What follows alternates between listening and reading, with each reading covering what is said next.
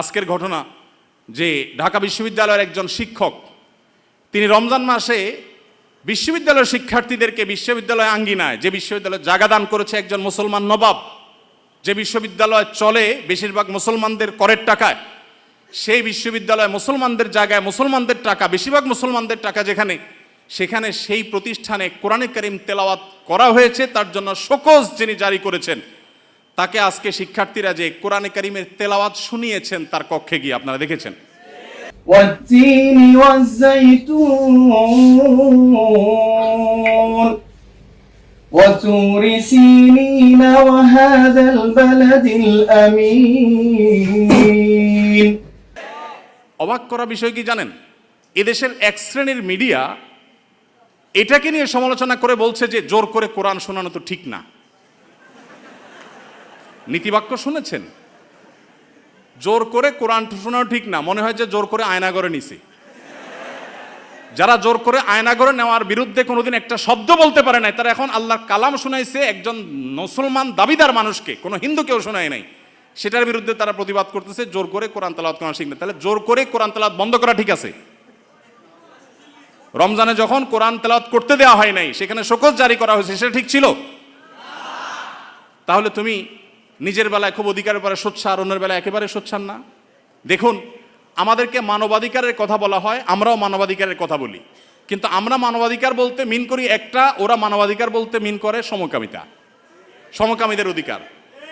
আমরা বৈষম্য বিরোধী বলতে চাই সমাজে হিন্দুদের প্রতি কোনো বৈষম্য হবে না, খ্রিস্টানদের প্রতি কোনো বৈষম্য হবে না, নারীদের প্রতি কোনো বৈষম্য হবে না, কারোর প্রতি কোনো বৈষম্য হবে না, হুজুর শ্রেণীপতির বৈষম্য হবে না।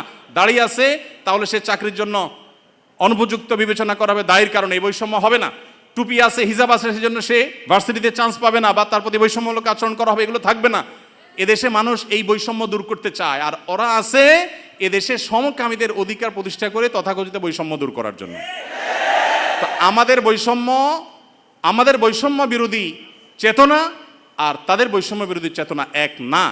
আমাদের বলতে এখানে আমি হুজুর শ্রেণী কথা বলছি না, এদেশের সর্বস্তরের মানুষ যদি গণভোট নেওয়া হয়, সমকামিতাকে এদেশে অধিকার হিসেবে এই বিকৃত যৌনতা চর্চা করে আমেরিকাতে, পৃথিবীর উন্নত দেশগুলোতে যে পরিমাণ ধ্বংস ডেকে এনেছে, সেখানকার রাস্তা রাস্তা অভিভাবকরা নেমেছে প্রতিবাদ করবার জন্য। আপনার একটা ভিডিও, ভাইরাল একটা ভিডিও দেখেছেন, কোনো একটা গণমাধ্যমের কোনো একটা টকশো বা টেলিভিশনের কোনো একটা প্রোগ্রামে বাবার সামনে তার ট্রান্সজেন্ডার একটা মেয়ে আসছে, দেখে ছেলে ছিল সে, সম্ভবত মেয়ে হয়ে গেছে, সে চিত্র দেখে বাবা যে হাওমা করে কেঁদেছেন, গোটা পৃথিবীর মানুষের বিবেকে আঘাত করেছে।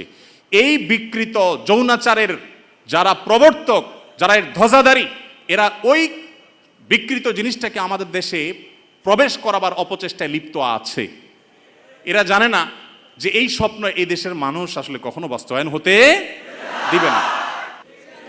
আমরা এদেশের বৈষম্যের বিরুদ্ধে, যত প্রকার বৈষম্য আছে সেই বৈষম্যের বিরুদ্ধে ওলামা একরাম কথা বলেছেন। সবচেয়ে বেশি বৈষম্যের শিকার তো আলেম সমাজের দেশে। আলেমদের চাইতে, দাড়ি টুপি এবং হিজাবের চাইতে বেশি বৈষম্য এদেশে কার প্রতি হয়েছে? আমাদের এই সমাজে শুধুমাত্র এই স্বাধীনতার পর থেকে না, ব্রিটিশ আমল থেকে শুরু হয়েছে। ওলামা একরাম এবং দিনদার মানুষ, তারা এই সমাজের সবচেয়ে নিগৃহীত, সবচেয়ে নিষ্পেষিত। একটা বাজেট ঘোষণার পর বাজেট নিয়ে কেমন বাজেট হয়েছে, বাজেট ভাবনা জানতে চায় বিভিন্ন মিডিয়াগুলো, আপনি জানেন। টকশো যেরকম হয়, অনেক সময় দেখা যায় বাহিরে তারা সাধারণ মানুষের, জনমানুষের বাজেট ভাবনা তারা জানতে চায়। একজন রিকশাওয়ালাকেও জিজ্ঞাসা করে, রিকশাওয়ালা ভাই, এই যে বাজেট সম্পর্কে আপনার কোনো মন্তব্য আছে কিনা? কিন্তু আপনারা অবাক হবেন, আজ পর্যন্ত বাজেট নিয়ে কোনো আলেমের বক্তব্য কোনো মিডিয়া আমার জানা মতে জানতে চাই নাই, যে আলেমদের ভাবনা কি। আলেমদের কোনো ভাবনা থাকতে পারে না? এদেশে 3.25 লক্ষ মসজিদ, 3.25 লক্ষ মসজিদের প্রত্যেকটা মসজিদে যদি 150 করে মুসল্লি থাকে, তাহলে 3.25 লক্ষ মসজিদের ইমাম সাহেবরা, আলেমরা, তারা কমপক্ষে 4 কোটি মানুষের নেতৃত্ব দিচ্ছেন। এত বিশাল জনগোষ্ঠীর মানুষকে ইগনোর করতে করতে করতে করতে আপনারা একেবারে দেয়ালে পিঠ ঠেকিয়ে দিয়েছেন। সময় তো ভাইরা আমার, অতএব আমরা যারা দাওয়াতি কাজ করব, সময়ের এই চাহিদাগুলো বোঝার চেষ্টা আমাদেরকে করতে হবে। আমাদেরকে বিভিন্ন নাস্তিক্যবাদ, ধর্মহীনতার দিকে নিয়ে যাওয়া হচ্ছে, এমন এমন শব্দ দিয়ে, মানব ধর্মের কথা বলে। মানুষ হিসাবে আমাদের পরিচয়কে বড় তুলতে হবে, ধর্মীয় পরিচয় বড় বিষয় না। এগুলো সবগুলো হলো নাস্তিকতার প্রথম ধাপ, যেগুলো শোনার পর আমাদের দেশে এক শ্রেণীর সাধারণ মুসলমানরা না বুঝে তারাও সেগুলোকে অ্যাপ্রিসিয়েট করে যে কত সুন্দর কথা, হিন্দু না, বৌদ্ধ না, মুসলমান না, আমার কাছে মানুষ হিসেবে অধিকার চান। আমরা সবাই খুব অ্যাপ্রিসিয়েট করি। দিন শেষে এটা যে নাস্তিক্যবাদের প্রতি আহ্বান, এটা যে তথাকথিত মানব ধর্মের সেই বস্তাপচা সস্তা আহ্বান, এটা আমরা অনেকে বুঝতে পারছি না। এই জন্য ভাইরা, যারা দাওয়াতি ফিল্ডে কাজ করবেন, আল্লাহর পথে মানুষকে আহ্বান করবেন, বিচক্ষণতার সাথে এবং দূরদৃষ্টির সাথে এই কাজটা সম্পাদন করতে হবে। এই জন্যই তো প্রশিক্ষণের প্রয়োজন, এই জন্যই শেখার প্রয়োজন, এই জন্যই বোঝার প্রয়োজন। আল্লাহ তাআলা আমাদের সবাইকে সেই যোগ্যতা দান করুন। ভাইরা আমার, যত রকমের ষড়যন্ত্র আছে সেগুলো আমাদেরকে খুব গভীরভাবে উপলব্ধি করতে হবে এবং সেগুলোর বিরুদ্ধে আমাদের প্রত্যেককে সামাজিক সচেতনতা গড়ে তুলতে হবে। এদেশে মানুষ এতটাই ধর্মপ্রাণ যে দ্বীনের কারণে ওলামায়ে কেরামের প্রতি রাষ্ট্রযন্ত্রের কোনো ক্ষেত্রে বৈষম্য কিংবা কোনো ক্ষেত্রে এক শ্রেণীর মিডিয়ার বৈষম্য থাকলেও এদেশের সাধারণ মানুষের অন্তরের গহীনে ওলামায়ে কেরাম অবস্থান করেন।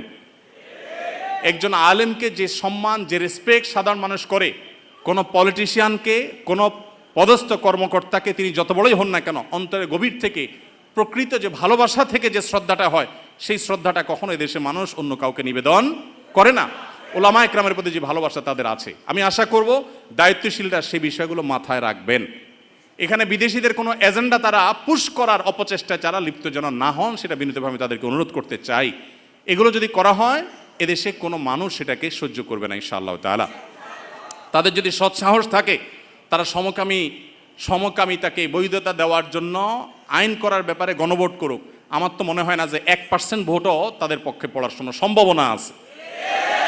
ভাইরা আমার, অতএব এই যে যারা আমাদেরকে মত প্রকাশের স্বাধীনতার কথা বলে এবং সবক শিখায়, তারাই যদি আমাদেরকে এমন জিনিস চাপায় দেয় যেটা এদেশের কোনো মানুষ বিশ্বাস করে না, তাহলে এর চাইতে বড় বাক স্বাধীনতা হরণ আর কি হতে পারে।